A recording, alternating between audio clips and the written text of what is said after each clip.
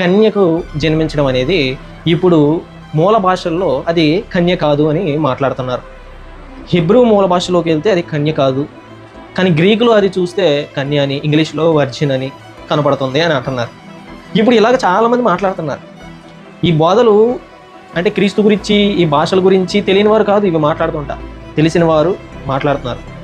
తెలియని వారు చాలామంది సేవకులు ఏంటంటే ఉద్రేకపూర్వకంగా వాళ్ళు తెలుగు అప్పటి వరకు చదువుతున్నారు, బోధ చేశారు. సో ఇప్పుడు ఏంటంటే సడన్గా ఇలా అనేసరికి వాళ్ళు ఉద్రేకంగా మాట్లాడుతున్నారు, చాలామంది తిడుతున్నారు కూడా.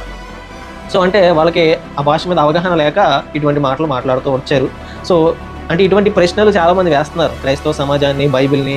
ఇప్పుడే కాదు, ఎప్పటి నుంచో వేరే దేశాల్లో కూడా ఈ బైబిల్లో తప్పులు వెతుకుదామనే చాలామంది ప్రయత్నం చేశారు.